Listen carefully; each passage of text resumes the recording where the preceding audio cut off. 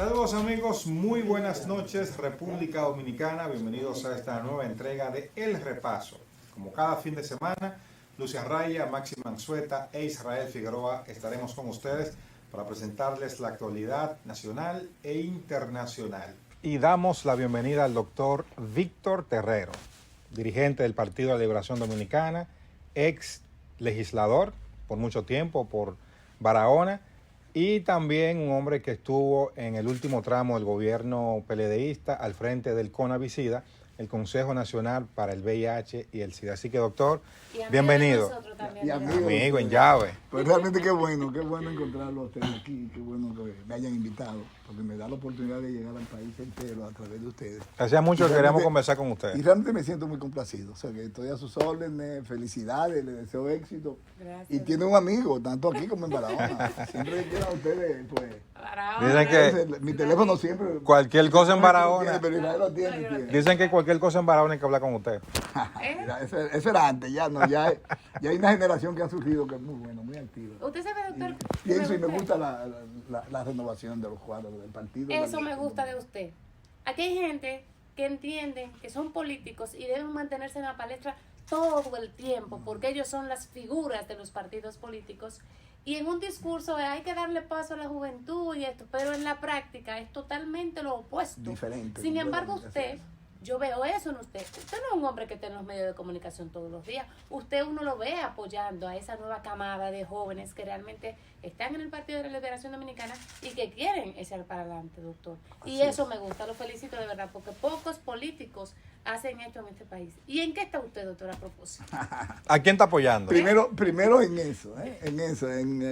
en fortalecer al partido, en la renovación del Partido de la Liberación Dominicana. Que debo decir, en honor a la verdad, que ha sido también el mensaje del compañero Danilo Medina como presidente del partido actual. Si Danilo hoy es presidente, es por la situación que nos vimos. O sea, pero ya él como persona, y me consta que nos une una gran amistad, él de manera personal no quería seguir ya dirigiendo, quería dar paso.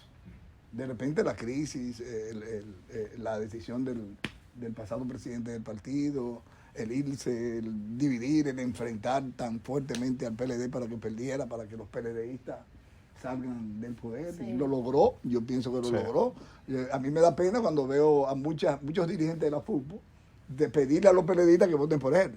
A la misma gente que hoy están desempleada, la misma gente que hoy están pasando hambre, la misma persona que tienen todos los problemas del mundo porque lo sacaron del poder, de la manera que nos sacaron, pues hoy le están pidiendo el voto a la gente de la fútbol. Y eso realmente es como una mezquindad de todo punto de vista. Entonces, en eso estoy yo, en apoyar a los jóvenes. Me gustó en la contienda interna, en la consulta que acabamos de realizar, estuve muy de cerca a Margarita Cedeño, soy un creyente de la mujer. Pienso que la mujer alguna vez debe dirigir los destinos de la República Dominicana, pero no con una militancia activa, o sea, no con tirarme a la calle con Margarita, sino, para mí, yo me tiré a la calle, sí, pero por la defensa del Partido de la Liberación Dominicana. Me asignaron un municipio, estuve en varios municipios, en sentido general en Barahona era prácticamente una responsabilidad de muchos de nosotros, y logramos tener una consulta donde participó de manera democrática, como ejemplo para el pueblo dominicano, doctor, en sentido general, y ganó Abel, y ganó el PLD. De cara al 24, los observadores de la realidad política entienden que no hay ninguna posibilidad opositora si no hay una alianza.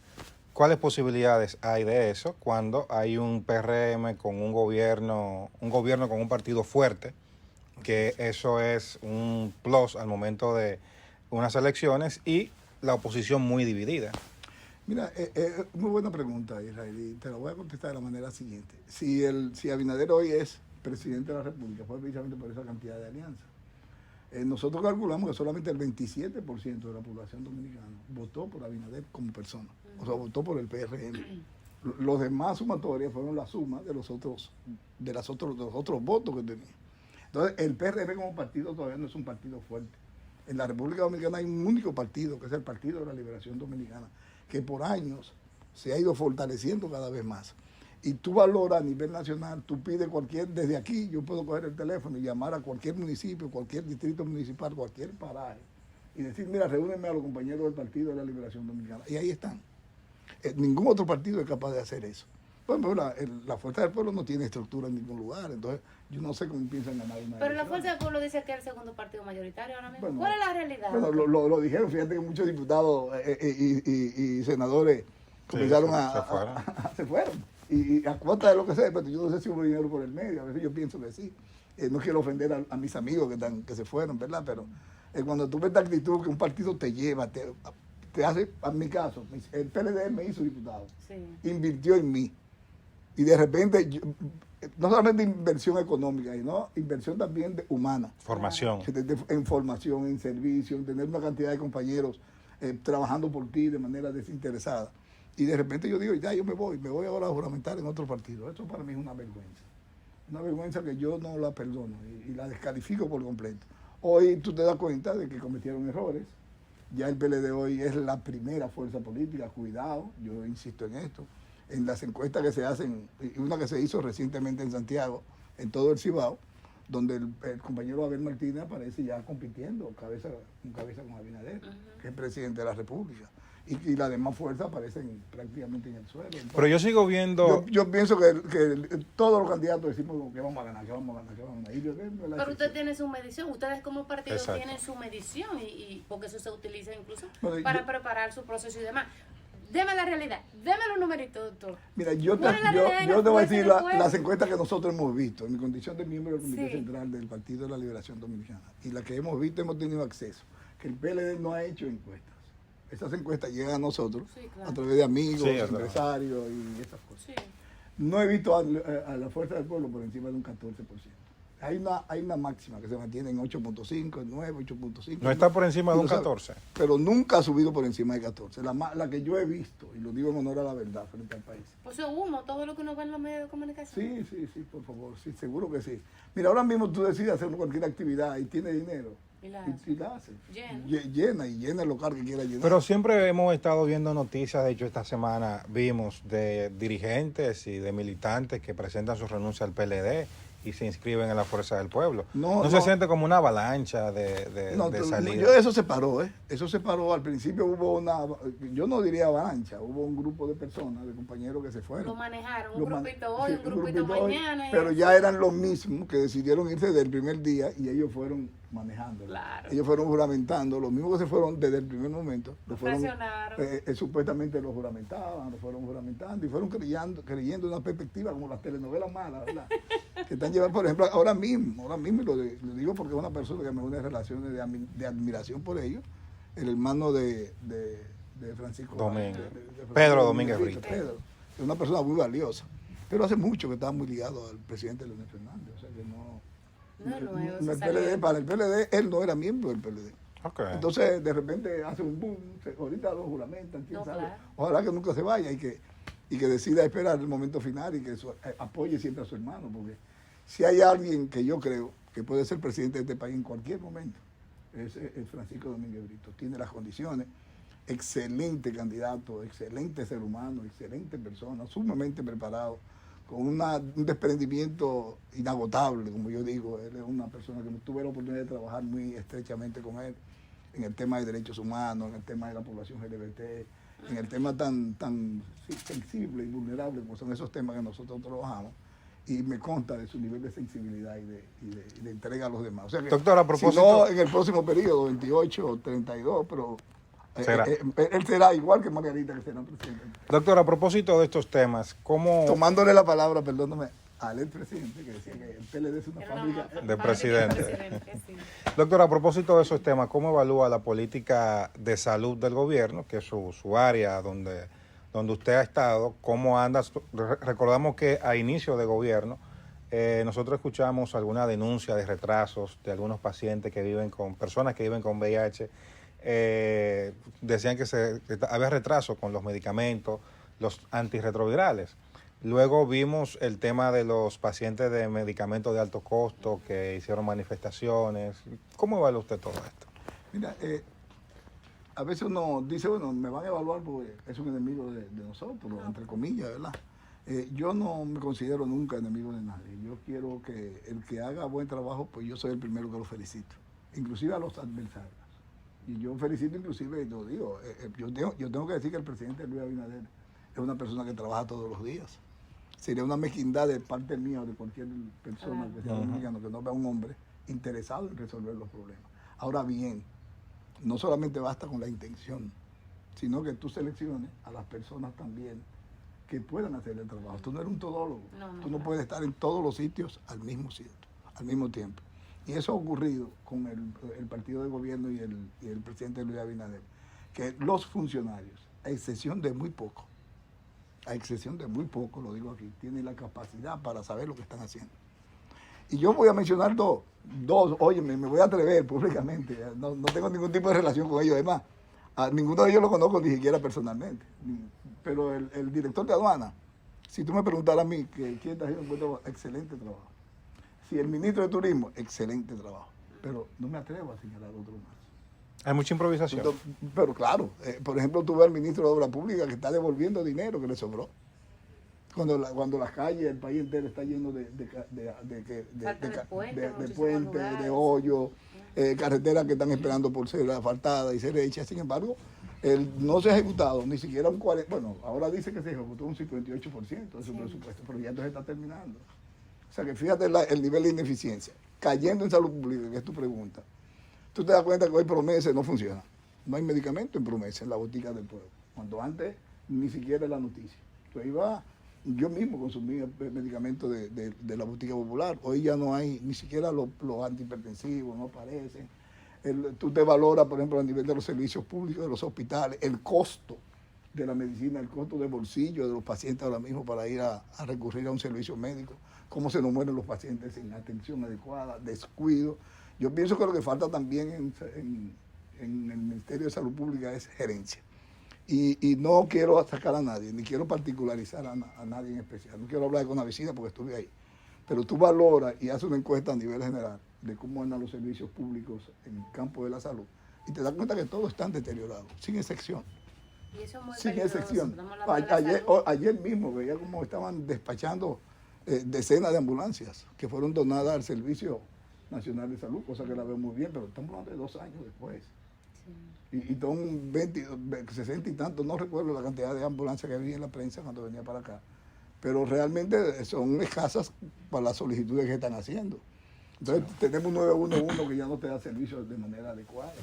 Tenemos un servicio vial que tampoco da el servicio adecuado. Y lo hemos vivido todo. Yo no estoy diciendo nada. Antes yo recuerdo, son historias de uno mismo. Se te pinchaba una goma y tú no tenías el teléfono de los servicios viales, pero de repente aparecía alguien que salió del cielo y le pasa, venga, déjame quedarme a ayudarlo. Y yo lo viví. En ocasiones viví la experiencia maravillosa de que había mucha agua y yo camino a una reunión, por cierto, fuera de la ciudad. Y comenzó a llover, entonces yo no tenía buena visibilidad. Me paré para esperar que el agua bajara un poquito. Y de repente me tocaron la puerta, servicio ¿te pasa algo, señor? Y yo, no, estoy esperando la lluvia. Yo, pues nos quedamos con usted hasta que la lluvia minore un poco. Entonces son de los servicios que hoy hacen falta en la República Dominicana y que ya el pueblo dominicano se acostumbró a ellos. Porque es el que tema, ya hoy no que lo uno se tiene. acostumbra a lo bueno, no se acostumbra una semana antes, doctor. Sí. Eso sí es verdad. Doctor, Muy bien, así es. a propósito también de salud, y ya que el tiempo casi se nos termina, el costo de las parturientas haitianas en la República Dominicana sigue siendo un tema de debate. El ministro de Salud Pública dijo en esta semana que son 10.000 millones de pesos. Eso tiene más que algunos ministerios. Solución a eso. Si es que la hay. Si la hay, o si hay que resignarse a esta realidad. Yo pienso que es costoso, Israel. Yo soy de una zona donde... Y el impacto de los indicadores... Precisamente fui jefe del servicio de alto riesgo del Hospital Jaime Mota, Hospital Universitario de Jaime Mota, por un tiempo. Me tocó dirigir la unidad de alto riesgo del hospital, donde tenía 30 camas. En ocasiones, el único que no hablaba español era yo. Yo no hablaba creol. Todo, entonces, en una ocasión tengo una anécdota que el país la debe conocer, y es que nosotros tenemos un consulado en Barahona. Sí. Entonces yo, a raíz de llegar y ver esas 30 mujeres en la cama, yo tuve que buscar un traductor. Y fui al consulado a buscar un traductor para que me trajera para yo atender a las pacientes que estaban ahí. Eso interés. Entonces, recuerdo, como dato curioso, que el cónsul me dijo, bueno, pues yo tengo que cobrar algo. Y bueno, pero si tú por tu gente Yo lo que hago es que no lo voy a atender. O sea, Claro. finalmente ellos fueron y se atendieron el servicio. Te digo esto porque es un matrimonio obligado. Ya yo pienso que el costo de las parturientas haitianas debe formar parte del presupuesto nuestro. Sí, eso Porque creo. no es verdad que ningún médico en la República Dominicana, ninguno, ni enfermera, ni nada, va a rechazar a una paciente por el color de su piel o porque no habla el español. No es verdad. Contrario a lo que se quiere decir a nivel mundial. Al contrario a todo. Es un país solidario. Solidario. Aquí no dejan morir a nadie por color de su piel. No, Eso no es verdad. Entonces aquí tú tienes acceso a todos los servicios. A mí me consta que el costo es, en una ocasión pues estaba por encima del 30%, del 40% del mucho presupuesto dinero. del Ministerio de Salud Pública. Es muy costoso. Pero la solución es otra, como tú bien dices. Debemos buscar la solución por otro lado. Y me gusta la idea de invertir en la zona fronteriza nuestra. No solamente en estructuras que ofrezcan trabajo, en industrias, sino también en hospitales. Claro, sí. Yo en una ocasión iba mucho a Juana Méndez.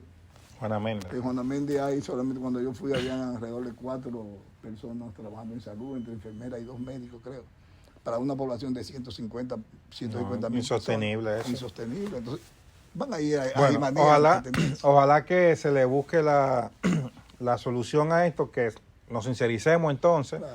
para ponerlo en el presupuesto y saber entonces cómo enfrentar esta realidad. Doctor, muchísimas gracias por haber estado con nosotros. El tiempo con usted se va Oye, sí, sumamente Usted puede. rápido. No, te Eso es digo, suyo aquí. ponerme en la agenda. Muchísimas gracias por haber compartido esas reflexiones, esa actualización de la realidad política y lo esperamos de vuelta pronto Sí, con y un nosotros. mensaje final, si me permite. Sí, por Claro, supuesto. claro.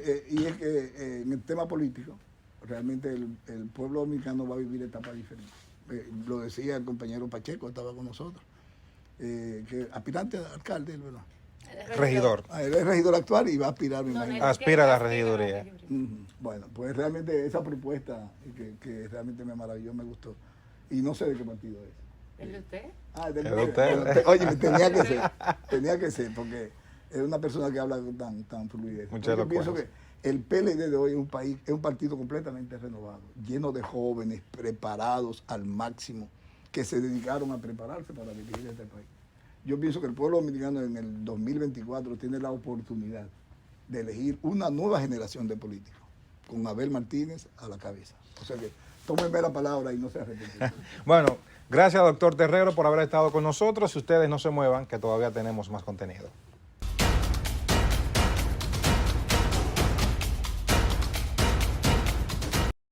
Tenemos un propósito que marcará un antes y un después en la República Dominicana. Despachar la mercancía en 24 horas. Estamos equipándonos con los últimos avances tecnológicos. Es un gran reto, pero si unimos nuestras voluntades, podremos lograrlo. Esta iniciativa nos encaminará a ser el hub logístico de la región. Es un propósito donde ganamos todos, pero sobre todo ganamos como país. Despacho en 24 horas. Juntos a tiempo.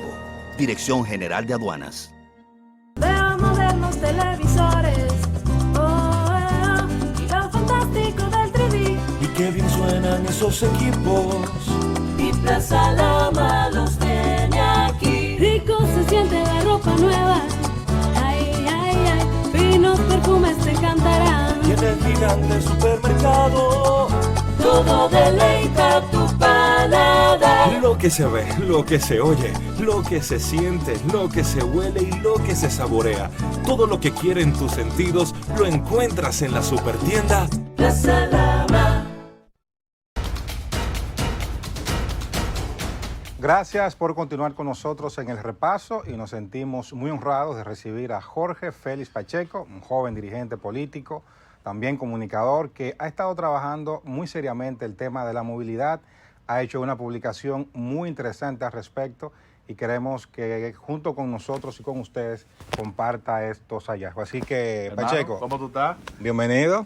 Cónchale, ¿cómo tú estás? Para mí un honor. 15 años de amistad, Israel, y a ti te conozco de hace mucho. Y qué Yo estaba bueno. pequeñito. Estábamos pequeños. Y lo único es, oye, lo único malo, pasaron 15 años, pero tú no te pones viejo. No. ¿Tú Y yo crees? sí, tú no te pones Ah, pues viejo. tú me quieres ver muerto, tú me quieres ver muerto. Ese Esos hombre, colores son un problema. ese hombre tiene el extraño caso de Benjamin Button, no se pone viejo. Un chin de cara nada más, cúnchale. Pues tú me- tú- Willy, nuestro amigo, si está acabado, muchacho. No, A no, Willy- no, a no Willy diga Ángel eso, lo no sabe, diga Willy eso, Ángel no diga eso. 15 años no son casi nada. No diga eso, que yo lo veo a veces. Bueno, señores, interesante, Pacheco, esta guía integral para una mejor movilidad en el Distrito Nacional. Sí. Hablemos de esto, un tema interesante, un tema que a juicio de nosotros, lo digo porque lo conversábamos el día pasado, Israel y yo, se le ha prestado poca atención en el país y lo que vemos es que todos los días se inventan algo nuevo, pero no se resuelve el problema de la movilidad. Mira, esto nace, tú sabes que cuando uno pierde las elecciones, uno gana mucho tiempo. Gana Oye, imagínate tú, yo pierdo las elecciones de regidor de aquí de la 1 y fue fuerte porque yo tenía mi cosa a ganar, pero se suspenden las elecciones. Sí. La gente, como dicen popularmente, se llena de odio con el PLD. Se fue en una. Y me había afectado, pasaron 4 candidatos, yo quedo el quinto, pierdo por 170 votos las elecciones. Y al final, la política tiene algo muy cruel, que no te lo da, por ejemplo, los Juegos Olímpicos. En los Juegos Olímpicos hay medalla de plata, de oro y de bronce. Sí. En política no hay medalla de plata. Usted perdió, gana o ganó. pierde. Sí. Entonces, a ver que había perdido, llega la pandemia, yo dije, no, espérate. Yo tuve una propuesta, fue muy interesante, yo tengo que ponerme a estudiar. Hice un máster en economía verde, una especialidad en políticas públicas, me puse a investigar sobre ingeniería de tránsito y llegué a la conclusión que las 3 cosas que debe de garantizarle una ciudad a los ciudadanos son movilidad, buena movilidad, desplazamiento, seguridad ciudadana y buen medio ambiente y sostenibilidad. Entonces arranqué primero con esta guía de la movilidad. ¿En qué consiste? Yo entiendo que los 3 grandes pilares que sostienen la movilidad en toda ciudad son el gobierno central a través de sus instituciones que tienen que ver con el tránsito, el ayuntamiento del Distrito Nacional y nosotros los ciudadanos, porque obviamente el ayuntamiento, el gobierno te puede dar todo, pero si los ciudadanos no ponemos nuestro grano de arena, no estamos en nada. ¿Qué está sucediendo? Bueno, según datos de la DGI, en el mes pasado de octubre, el parque vehicular de República Dominicana llegó a 5.3 millones de vehículos, de los cuales el 30%, una locura. El 30% pertenece al Distrito Nacional. El 30%. 30% del parque vehicular de la República Dominicana pertenece al Distrito Nacional. A eso le añade la gran población flotante que viene de San Cristóbal, Santo Domingo Este, que viene a estudiar, a trabajar, a hacer algo en esta ciudad. Que eso se calcula que cerca de 900 a 1.200.000 vienen cada día. Entonces, tenemos un problema serio. Entonces, esta guía lo que recoge son acciones del gobierno central. Por ejemplo, acciones del gobierno central que yo propongo: establecer cambios en las entradas de los horarios de escuelas, colegios, empresas, lo que tiene que ver con, digamos, instituciones públicas, temas que tienen que ver con el gobierno. República Dominicana debe de hacerse ya, porque desde el 2013 no se hace una inspección general del parque vehicular de nuestro país. Y no solo una inspección de ver quién tiene un retrovisor, quién prende tiene la luz, una frena. lucecita. No. Eso no. El tema también de emisiones de CO2 que tienen esos vehículos, que hay muchos vehículos que están contaminando, que no deberían de estar en las calles. El tema de la barra estabilizadora, las gomas, a ver las condiciones en que se encuentran. Aquí hay que hacer una evaluación general. Iniciativa del gobierno central, por ejemplo, que en nuestros muelles se haga de manera aleatoria pruebas, digamos, de antidoping. Esos camioneros a veces andan. Sí. Y los guagüeros también, que se haga también no tan solo con el transporte de carga, sino también con el transporte público masivo, fuera de la ciudad. Que se hagan, digamos, pruebas de apnea del sueño con el Ministerio de Salud Pública, porque mucha gente tiene un problema y a lo mejor no lo sabe y se queda dormida en el día. Tema de la vista, en fin. Yo recojo en esta guía, vuelvo y te digo, acciones que son realizables. Por ejemplo, a veces uno se pregunta, ¿qué hace un AME debajo de un semáforo?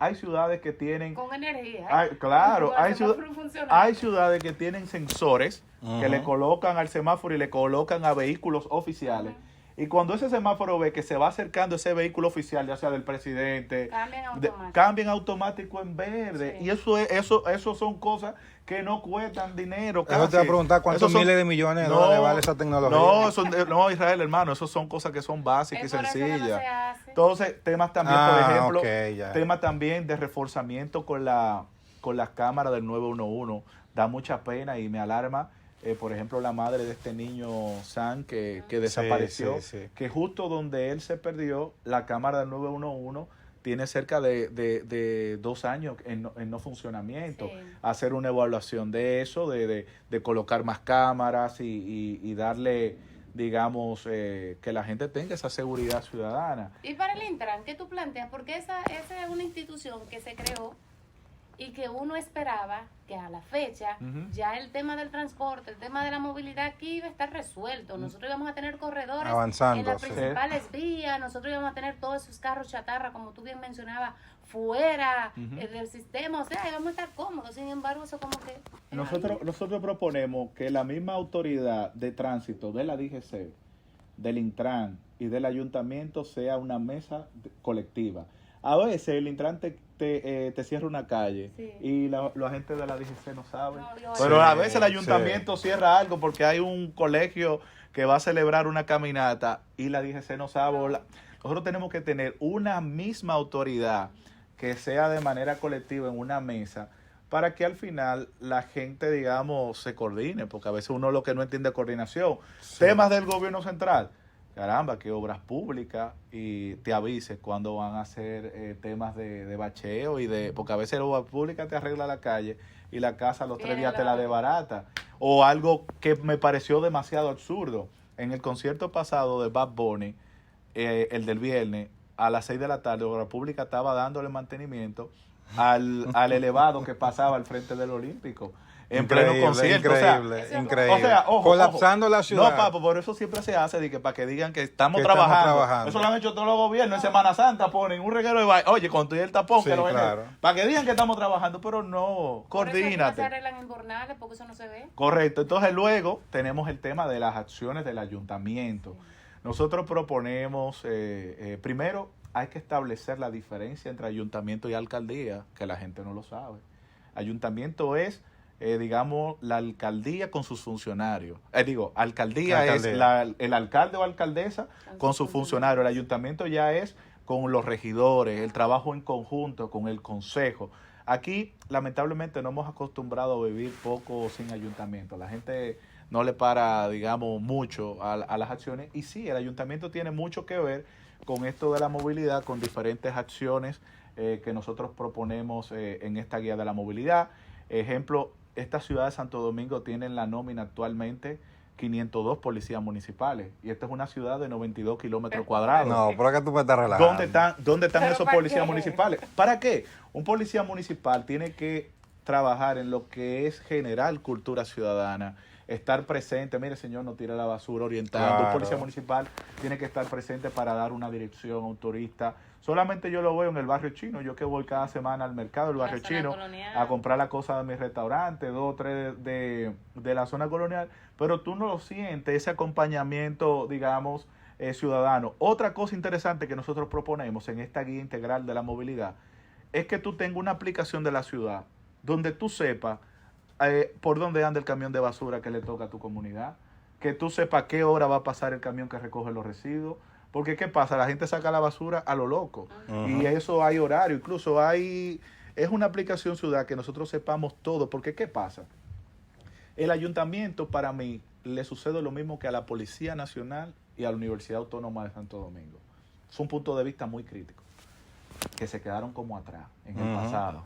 ¿Qué pasa? En el ayuntamiento cierra a las 4 de la tarde, un día de semana, y hasta el otro día, a las 8 de la mañana cuando abre, aquí no hay gestión municipal. Entonces, ¿qué sucede?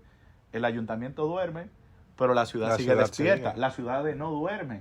Las ciudades son vida, la ciudad, y sobre todo Santo Domingo, la ciudad siempre. Entonces nosotros hablamos, dentro de las propuestas de la Guía Integral de la Movilidad, dividir la capital en polígonos.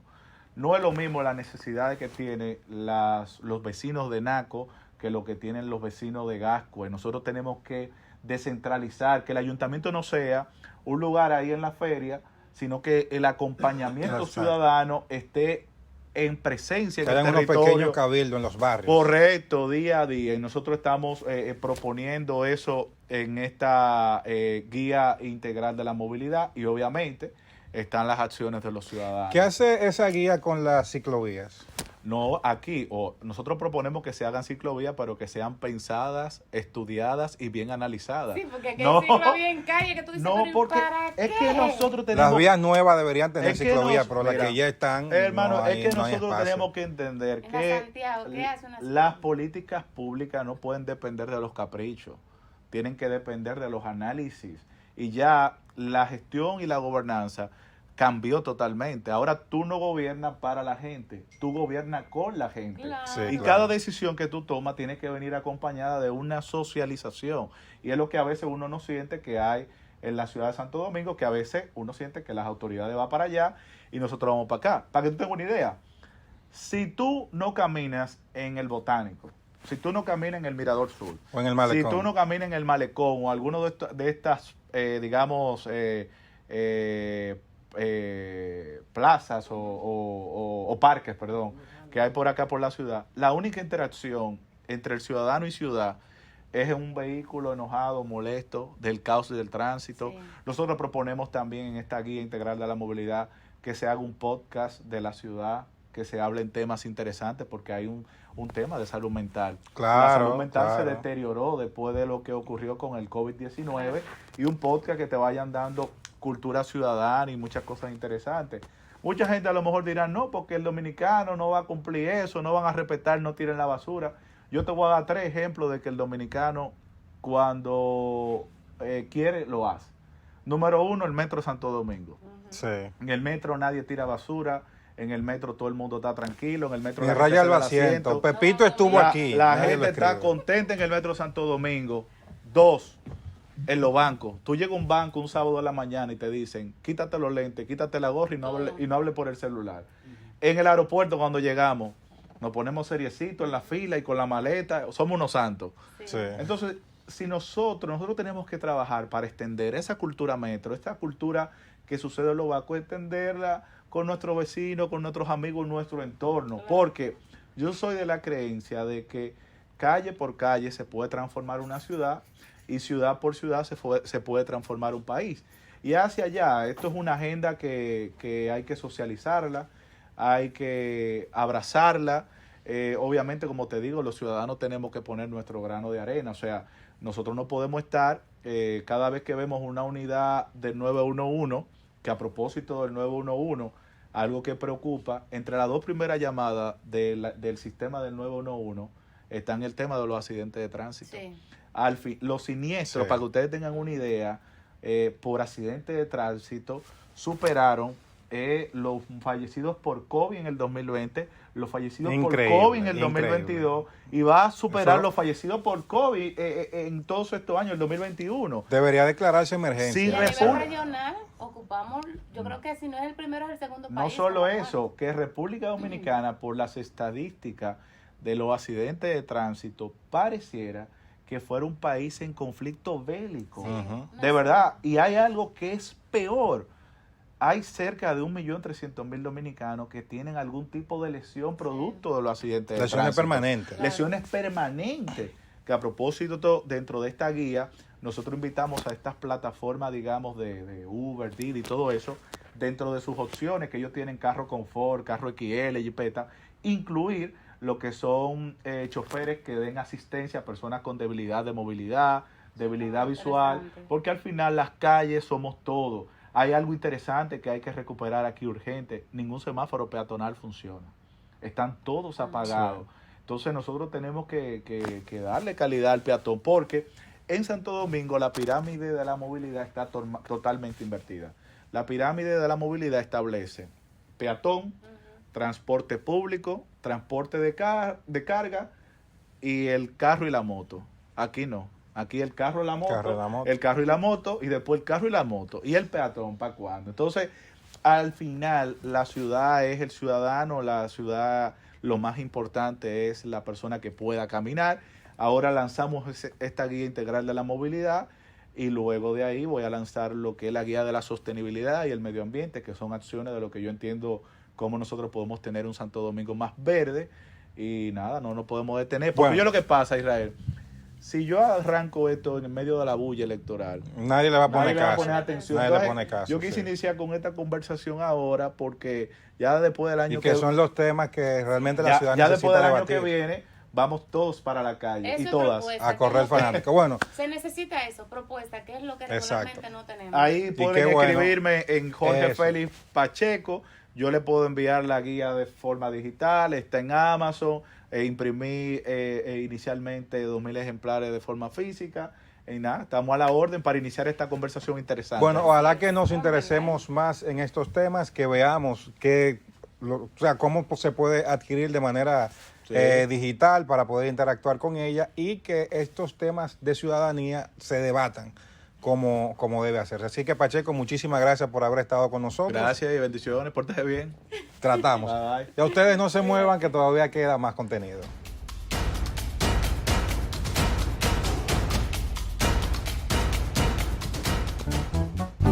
Veo modernos televisores,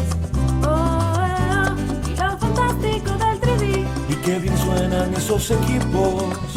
Y Plaza Lama los tiene aquí. Rico se siente la ropa nueva. Ay, ay, ay, finos perfumes te encantarán. Y en el gigante supermercado. Todo deleita tu paladar. Lo que se ve, lo que se oye, lo que se siente, lo que se huele y lo que se saborea. Todo lo que quieren tus sentidos lo encuentras en la supertienda. Plaza Lama. Gracias por continuar con nosotros en el repaso. Ustedes saben que a propósito de diciembre, uno comienza ya a repasar no solamente los acontecimientos de la semana, sino del año. Y hay una parte importante de la vida de toda nación que es la justicia, el sistema judicial. Y para comenzar a repasar cómo hemos pasado este año 2022 en esa área, nos acompaña el doctor Valentín Medrano, un reconocido jurista, a quien le damos la bienvenida al repaso, la primera vez que nos acompaña, y ojalá que esa visita sea mucho más frecuente con el paso del tiempo. Así que bienvenido, doctor. Sí, muchísimas gracias, Maxi, muchísimas gracias, Israel. Para mí es un honor estar aquí y quiero que sepa que te agradezco, no solamente por la invitación, sino por haber nombrado este programa con ese epígrafe tan interesante, que a nosotros nos significa mucho, a lo que vivimos una época anterior a esta época digital. Sí. Repaso era cuando tú estudiabas la regularmente. clase. Volvías a pasar A pasar a chequear lo que lo que la ya clase habías que estu- te dieron. exactamente. Casi siempre la noche antes del examen. Yo tenía muchísimos años que no escuchaba la expresión repaso. De hecho, los maestros lo utilizaban de tal semana a tal semana, Exacto, semana de de repaso. repaso. Semana de repaso. Sí. Wow, qué bien. Se los Entonces agradezco. vamos a verificar si el sistema judicial ha ido avanzando, sobre todo, doctor, en que este año se puso en el tapete el tema del Código Penal y luego desapareció. Y estamos en la etapa en que no se habla de Código Penal, pero fácilmente alguien lo introduce de nuevo y todos estamos debatiendo ese tema. ¿En qué estamos con ese punto? Mira, la situación penal de la República Dominicana simplemente se parece mucho a las primeras 4 letras de la palabra que tiene que ver con el sistema, que tiene que ver, valga la redundancia, con los encauzamientos, persecución de la criminalidad. O sea, da pena, da mucha pena. Y máxime, aunque la gente podría pensar que nosotros estamos en una zafra desde el punto de vista de la producción de procesos penales de los denominados de alta gama, y que eso es un indicativo de que hemos mejorado en ese aspecto, en el renglón que tiene que ver con la denominada lucha en contra de la corrupción. Exacto. No es así, pero el derecho penal y el sistema penal no solamente son corrupción. En el sistema penal hay muchos tipos penales que no tienen que ver en lo absoluto con la administración pública y el sisamiento del erario público.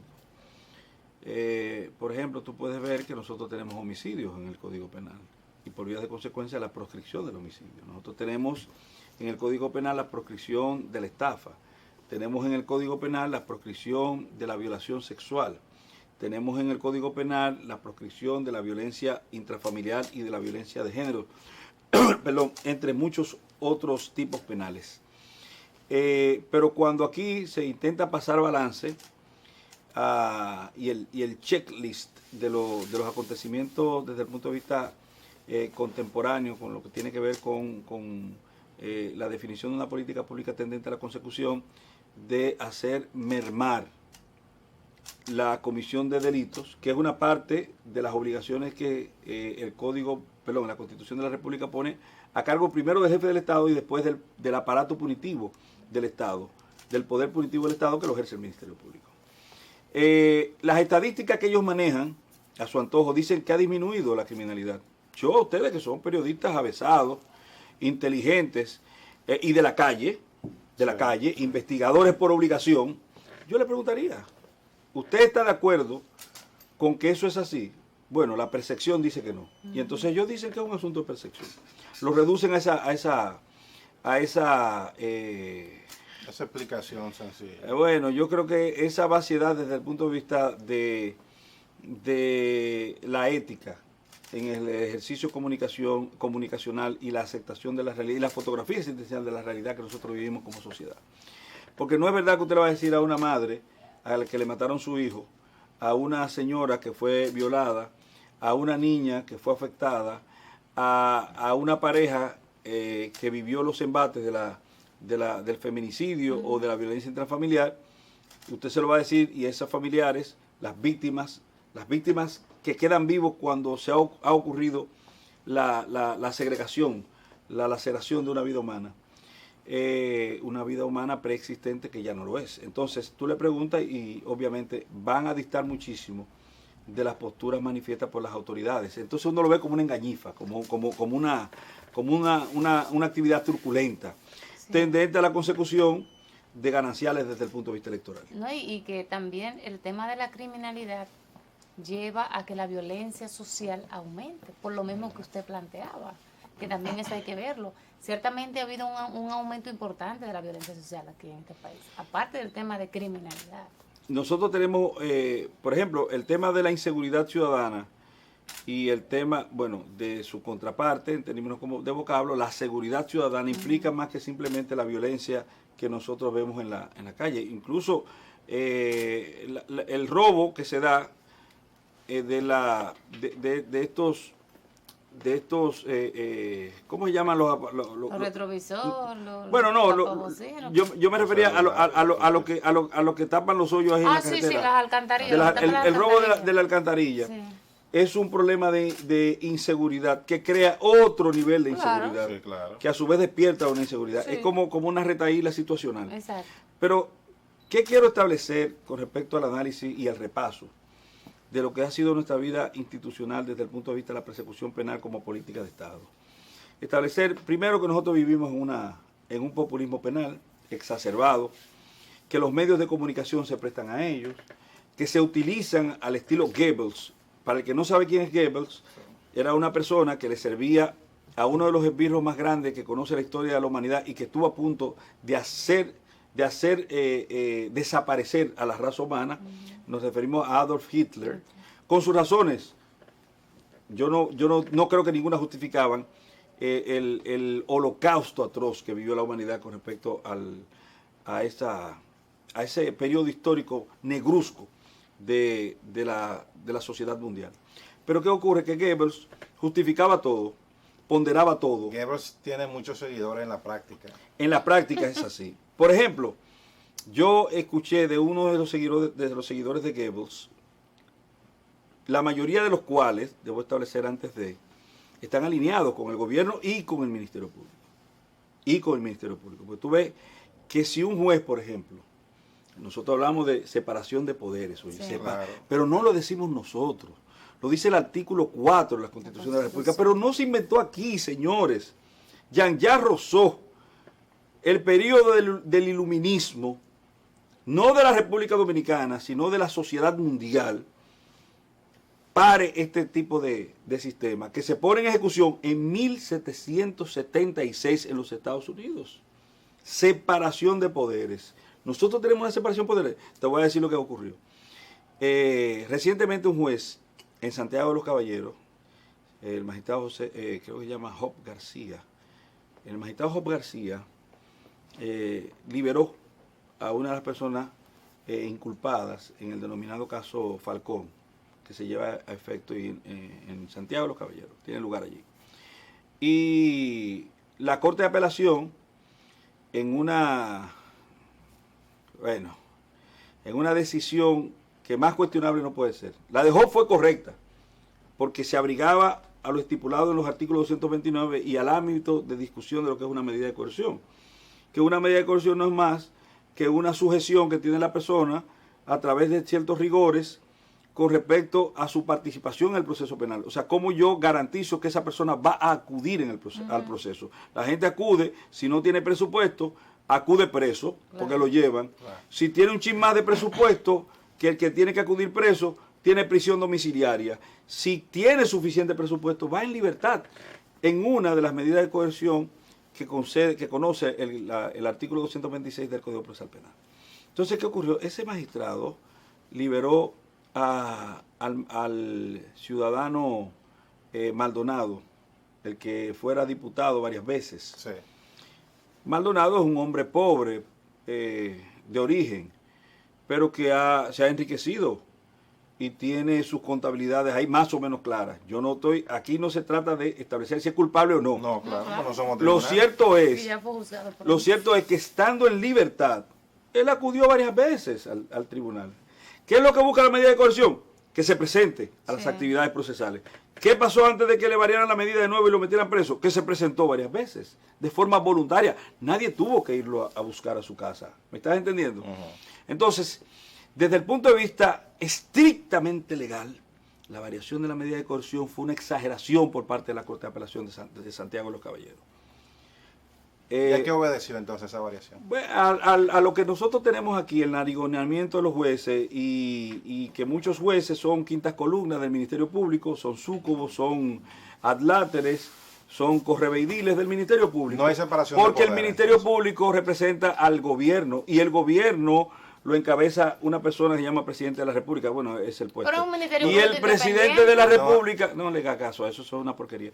Y el ministerio, eso es una de esas mentiras de Goebbels que se dicen, dilas 7 veces y se convierte en una verdad.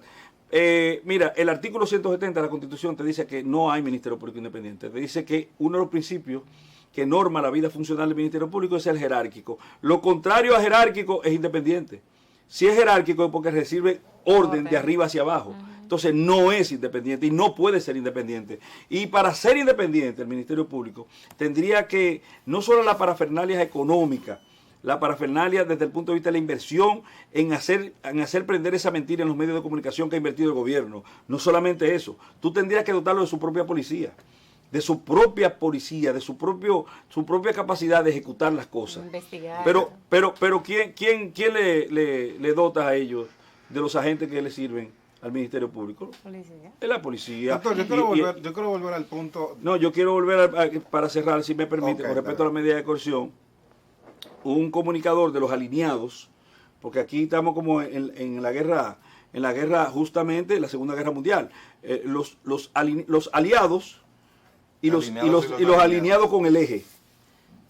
Los del eje, que eran los malos. Bueno, los del eje, uno de los del eje establece. ¿El eje del bien o el eje del mal? Establece en un Del bien. tuit, y yo te voy a pedirle a ustedes que ustedes me analicen esto. La Constitución de la República dice que nosotros somos un país, una nación, que tiene 3 poderes separados. La separación de poderes implica que ningún poder puede tratar de intervenir en el otro o forzar al otro a accionar en un territorio determinado. Y la independencia que el artículo 151 de la Constitución de la República define, te dice a ti que un juez de paz no recibe órdenes de ninguna persona, aunque sea su superior. Por ejemplo, un juez de paz no recibe orden del presidente de la Suprema Corte de Justicia, porque él tiene que ser independiente de todo el mundo. Y la independencia no solamente es horizontal, sino también vertical. Sí. Por vía de consecuencia, nadie le puede decir, decida de esta forma. Esta es la orden. Nadie se lo puede decir, desde el punto de vista jurisdiccional. Entonces, siendo así, ¿qué te parece este tuit? ahora que la Corte de Apelación de Santiago le devolvió al juez Job García algunas de sus decisiones, sería bueno que ahora se pase por la oficina de el presidente de la Suprema Corte de Justicia para que se tome un cafecito con esto. Lo que se sugiere es que pase por donde el juez superior para que le dé orden de precarizar las garantías de derecho, de que a todo lo que el Ministerio Público le pida, él lo acoja. Claro. De que si le piden prisión a usted, mire, usted está aquí, ahora mismo en este país se están produciendo tal vez una veintena o una centena de actos de violación a la ley penal. Es decir, se están cometiendo crímenes y delitos en este momento. ¿Tú sabes por qué tú no eres culpable del delito que se está cometiendo ahora mismo en Santiago de los Caballeros? Bueno, tú no eres culpable porque no lo has cometido. Pero obviamente, desde el punto de vista de la imposibilidad que tú tienes material para estar en dos lugares a la misma vez, es obvio que eso te descarta. Eso te descarta. Pero tú sabes que mucha gente en la condición tuya le han pedido prisión preventiva y se le han otorgado, siendo totalmente inocente. Y te puedo dar ejemplos. Aquí padeció prisión preventiva Andrés Bautista, un hombre inocente sometido a los avatares del proceso penal.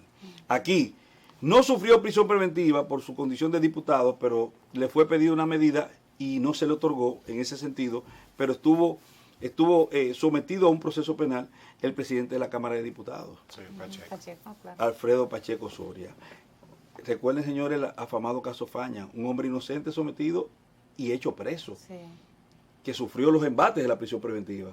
Fíjate cómo el sistema se puede equivocar y personas, no voy a seguir, y personas honradas, decentes y sobre todo inocentes pueden cursar el derrotero, el camino hacia la prisión preventiva. Entonces, ¿qué tenemos que hacer nosotros? Abonar en las garantías. ¿Cómo? Abonar en las garantías, porque se supone que las garantías deben permitirle a una persona que sea inocente poderse marginar o, si el sistema comete un error, poder demostrar que se ha tratado de un error y poderle devolver, resarcir ese daño. Poderle devolver su condición de hombre libre. Doctor, usted está diciendo que aquí tenemos una justicia que otorga prisión preventiva, o sea, satisface en resumen todo lo que el Ministerio Público demanda. Bueno, en el 90 y tanto %, tú lo puedes buscar, son las estadísticas. Porque hablo de populismo penal. Claro, también. tú puedes buscar, eso sería, busca las estadísticas. El Ministerio Público, el caso que tú quieras. El caso Medusa. Pulpo, vamos con Pulpo. El caso Pulpo. El Ministerio Público pidió prisión preventiva para una cantidad de personas y a otros le pidió prisión domiciliaria y a otros le pidió, por ejemplo, una garantía. ¿Qué se otorgó? Exactamente lo que pidió el Ministerio Público. Ahí es el 100%. Búscate otro, cualquiera, el que tú quieras. Medusa. El Ministerio Público pidió prisión preventiva para una cantidad de personas. Pidió arresto domiciliario para una cantidad de personas. Y solo uno obtuvo una garantía económica, que fue el famoso encargado de asuntos, el asesor. ¿Y no será un Ministerio Público que está haciendo su trabajo? Pero ¿cómo va a ser? Claro, bien documentado con lo que se le entrega. Bueno, pues, las pruebas necesarias. Es que, óyeme. Yo veo unos camiones eso es un disparate. Escúchame, no es lo que tú dices, sino que pensar así. Te voy a decir por qué. Y yo sé que tú lo dices tratando de someterme a mí. ¿Cómo dice? No, doctor, nunca. Presionando, no presionándome, no, sí, como decimos en el Lo que pasa es que yo no soy abogado, entonces yo veo que siempre llevan unos papeles. No, pero mira. Yo que estoy cubriendo mi asunto y digo, bueno, yo te lo voy a poner muy suave, eso, sencillo. Ustedes dos son periodistas, son comunicadores, ustedes tienen familia, no sé qué tipo de familia, pero lo pueden demostrar con actas de nacimiento. Ustedes tienen una profesión, ustedes han estudiado, ustedes tienen una relación laboral. Ustedes son personas con arraigo social y familiar. ¿Sabe lo que significa eso? Que ninguno de ustedes son candidatos a prisión preventiva. No importa el hecho de que se le acuse. Entonces, cuando te dan prisión preventiva, sobre hecho cual que sea, que no ameritan por la condición específica de la persona, porque la medida de coerción tiene un carácter de personal. O sea, tú tienes que ver a cada individuo en su realidad y ver los arraigos de forma particular de Maxi, uno. los arraigos de Israel, son sometidos los dos, y ver cuál de ellos es candidato para una medida de coerción determinada.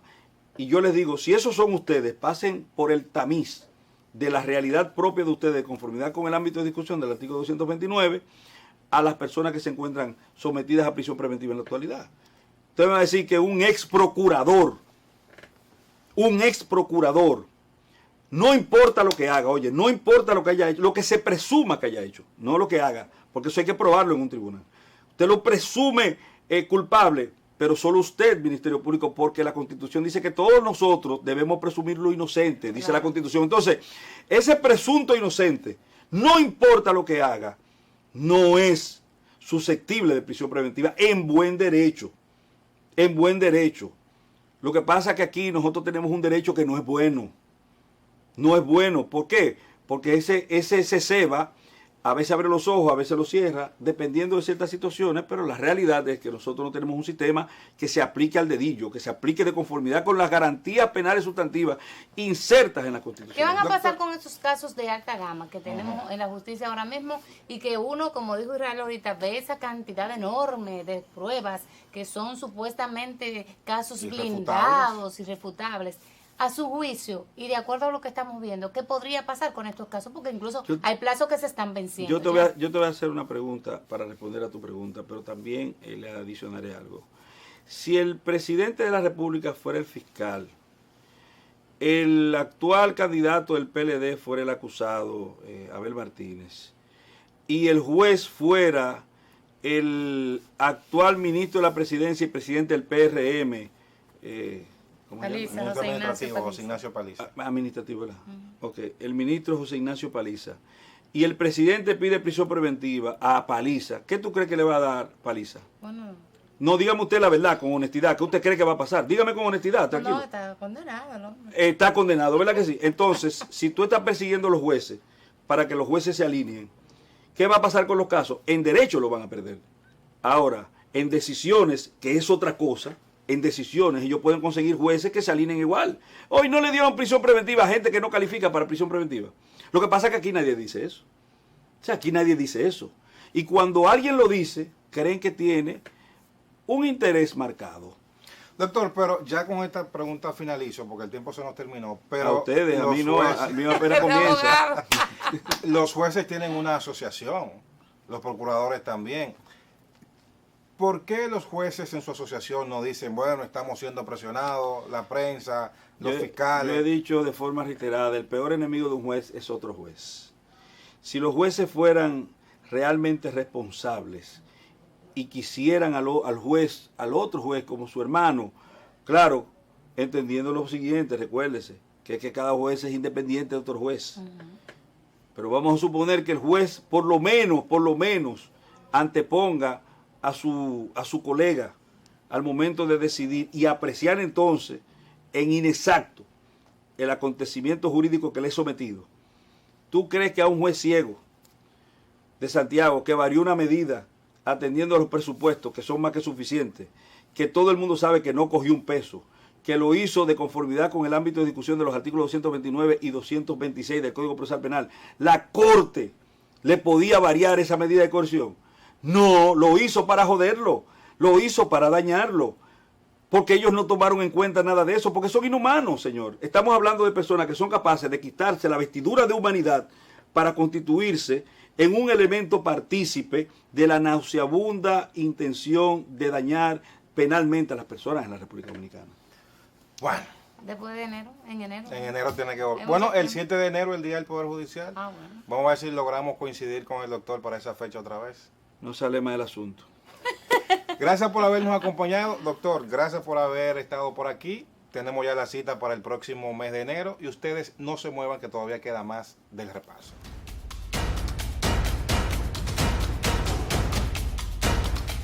Señores, gracias por habernos acompañado en la entrega de hoy de El Repaso. Israel Figueroa, Lucia Raya y Maxi Mansueta hemos estado con ustedes. Hasta la próxima.